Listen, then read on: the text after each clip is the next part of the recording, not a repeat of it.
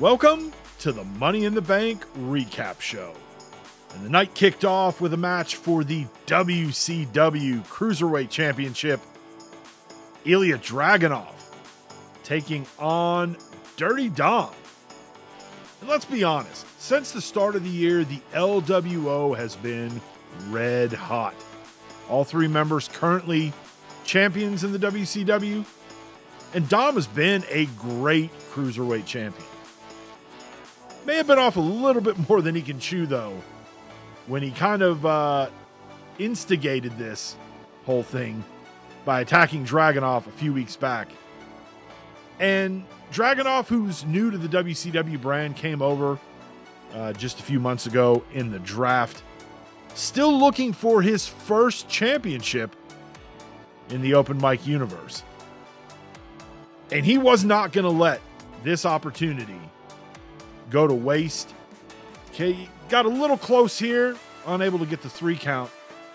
But then he would tee up for his patented H-bomb.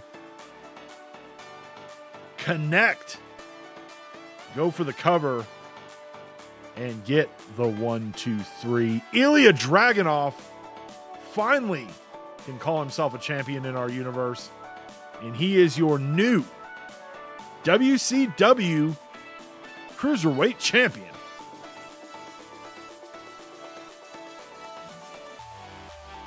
Then in match number 2, it would be tag team action.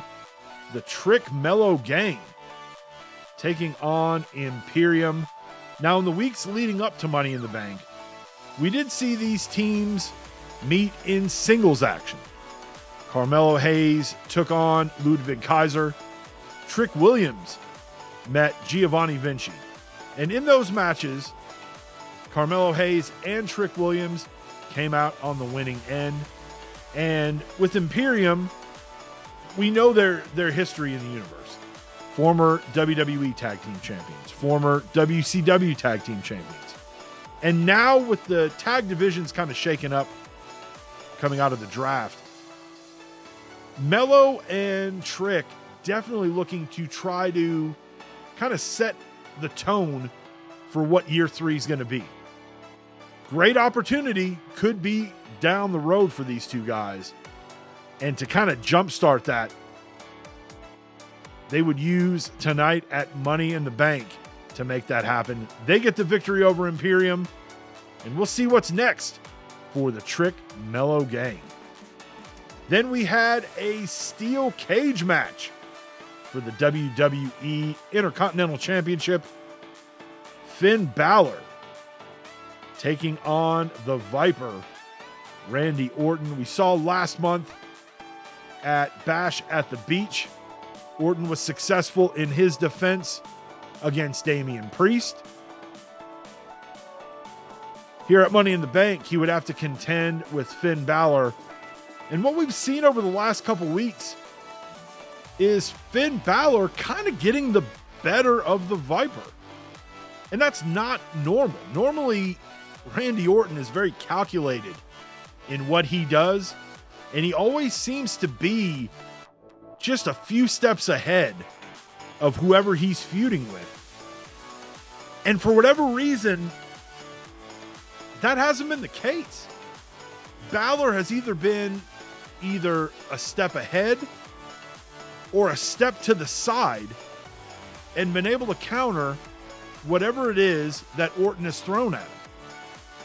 And that's not something that we've kind of grown accustomed to see from Randy Orton.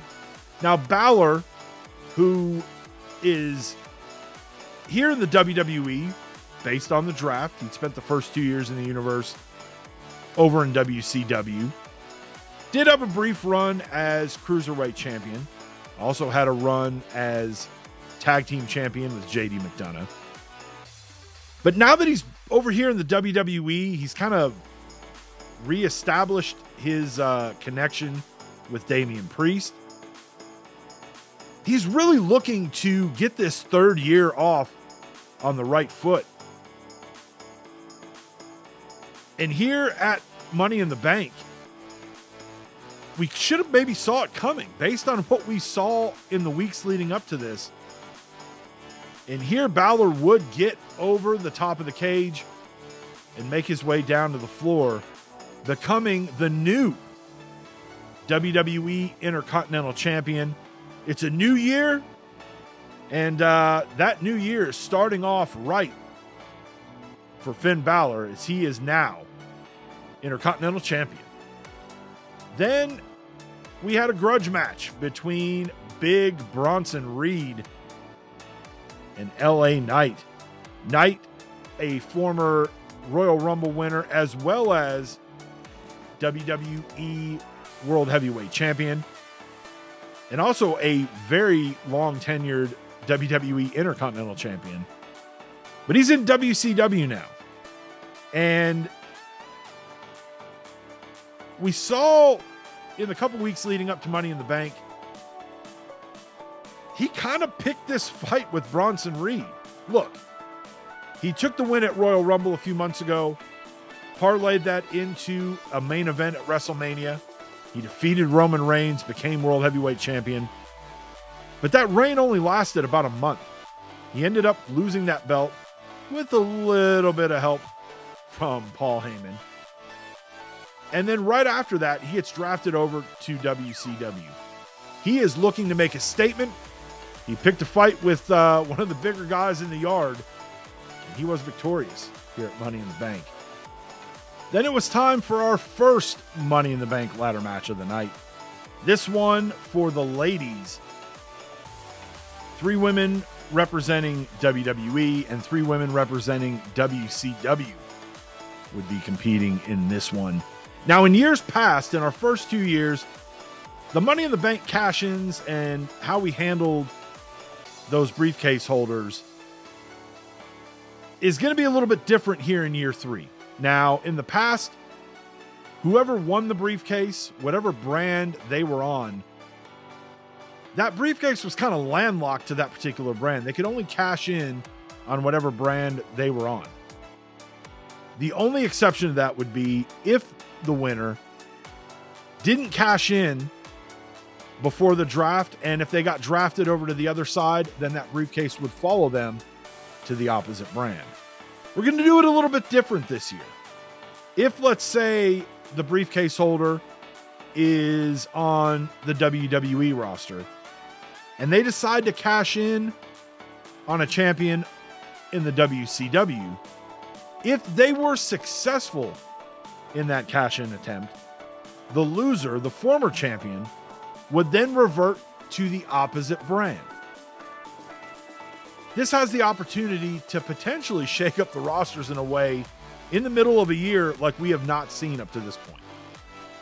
It does add a little bit more to the cash-in process. And like I said, it could really kind of fundamentally change up a particular division in the middle of the year. Here tonight, though, it was Bianca Belair representing WCW who would retrieve that briefcase and become the new Miss Money in the Bank. Then we had a match for the WWE Women's Championship in a rematch from Bash at the Beach. Challenger Bayley taking on Shayna Baszler. Now, the match at Bash at the Beach kind of had a very anticlimactic ending. Shayna was kind of incapacitated outside the ring. Bayley got the win via countout. Of course, in that situation, a title can't change hands via countout or disqualification. So while Bayley was victorious at Bash at the Beach, the title did not change hands. Our officials from WWE wanted to see it one more time, and so that's what got us here to Money in the Bank.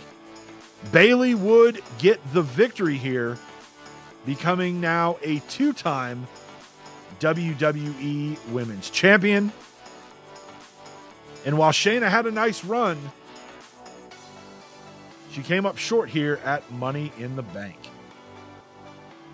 Then we had the WCW Tag Team Championships on the line.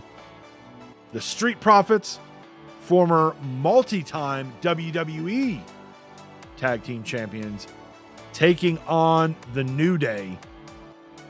And a lot on the line here. Obviously, not just the championships, but the Street Profits, who, after spending the first 2 years in our universe on the WWE side, now here in WCW, and they would be looking to become only the second tag team to hold championships in both WWE and WCW, the other being Imperium.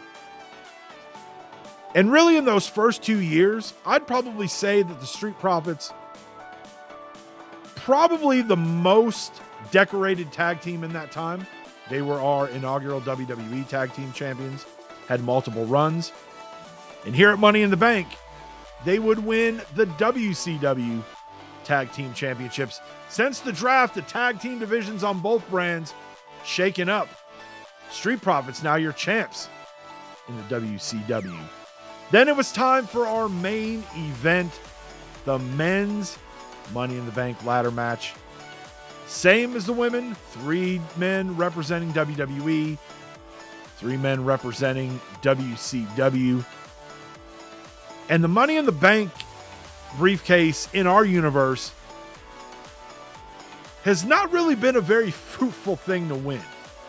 Year 1, out of our 2 Money in the Bank briefcase holders, Gunther on the men's side, Sonya Deville on the women's.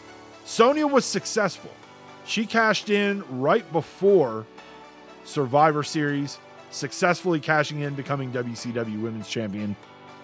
Gunther held his briefcase all the way to WrestleMania 1, where he would cash in mid-match in the match for the WCW World Heavyweight title between champion Drew McIntyre and AJ Styles. He was unsuccessful in his cash-in attempt. Fast forward to year 2, our women's Money in the Bank briefcase winner, Cora Jade on the WWE side. The men's Money in the Bank briefcase winner, Brock Lesnar, also from the WWE. What ended up kind of happening, though, about a month after Money in the Bank last year at SummerSlam, Brock Lesnar was involved in a physical altercation backstage with officials from the WWE. He was suspended indefinitely and stripped of his Money in the Bank briefcase. So he never got to even attempt to cash it in. We ended up at Bash in Berlin having a Money in the Bank rewind match. And in that one, Bobby Roode from WCW came away with the briefcase. He unsuccessfully cashed in on AJ. Cora held on to her briefcase until a few weeks before WrestleMania 2. She was unsuccessful in her cash-in on Bianca Belair. So it's not been a very advantageous thing to win the Money in the Bank. In all honesty, in our universe, if you win the Elimination Chamber, that's almost kind of been a guarantee that you're going to go on and successfully become a champion out of that. But here it is in year 3. We've already seen Bianca Belair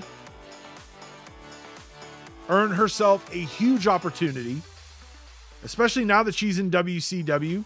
Does she cash it in there? Does she try to go back to the WWE? And then here on the men's side, none of these men that are in this match have been a world champion. Whether it's Sami Zayn, Logan Paul, Ricochet, Brock Lesnar, Braun Breaker, or Austin Theory. So this is a huge opportunity for all 6 of these men. And there's a little bit more at stake for Brock Lesnar. He's still not happy about how everything played out last year. We saw when he made his return in the weeks leading up to WrestleMania. He had a target on everyone, especially Bobby Roode, the guy who ended up getting the briefcase after Brock had to relinquish it.